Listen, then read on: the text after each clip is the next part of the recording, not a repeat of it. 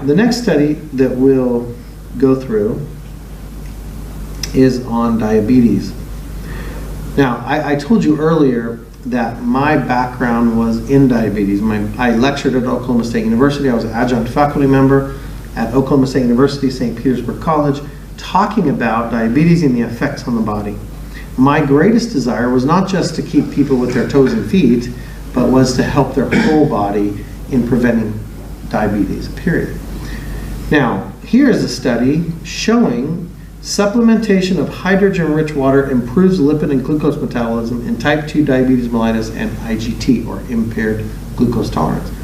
So imagine for a minute, if we can take someone with diabetes, and I told you earlier in the US, 10 years ago, we had 20 to 30% of the population having diabetes. This is crazy. This is not good for any medicine system to have 30% of your population with a disease. It will tax your entire system. And we can see that throughout the whole society. The costs to manage 20 or 30% of the population with diabetes is significant. Here, this is saying supplementation with hydrogen-rich water can improve lipid and glucose metabolism. Now, in this study, not only was diabetes affected, but LDL, or in other words, cholesterol, was reduced by 15.5%. Oxidized LDL, free fatty acids, superoxide dismutase, what's called SOD activity in the body, adiponectin, all these kind of wonderful things in the body were reduced by about 15.5%. Now, isn't that amazing that simply hydrogen could get into the body and reduce cholesterol levels? That's a significant thing, right? We know that cholesterol levels are high, and why are cholesterol levels high? Anyone know why cholesterol gets high in the body? Sugar and carbs.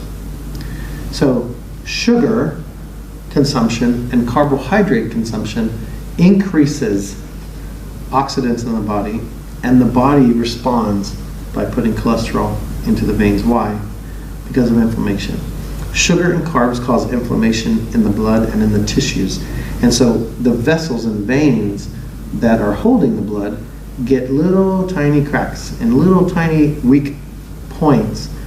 And so cholesterol is put on those veins to protect them from bursting. Just like if we put a hole in that wall, we got to use spackle, right, to patch it. We have to patch the hole and then texture it and paint over it so you can't tell that we put a hole in the wall.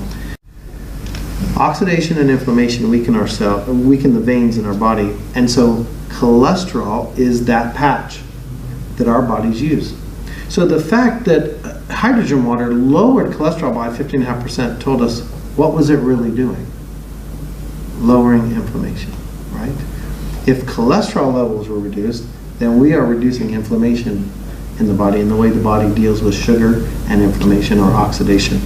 And so that's one of the most beautiful parts of this study, is understanding how hydrogen can help with leptin sensitivity and other things that are what's going on with this.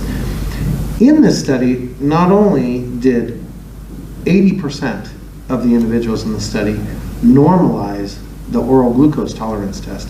So imagine people drinking 900 ml of water, either placebo water or the hydrogen water, within an 8-week study. This was a double-blind, placebo-controlled human trial. Within 8 weeks, 80% of the individuals with impaired glucose tolerance were normalized in this study. So by an oral glucose tolerance test, they were able to show that their blood sugars were normalized in an 8-week study. Now, I've seen them within a few days, typically. They did an 8-week study. I'm sure they were normalized far into the study. But imagine for a minute, anyone with diabetes drinking water, which is a very simple thing to do, right? We're supposed to do that anyways.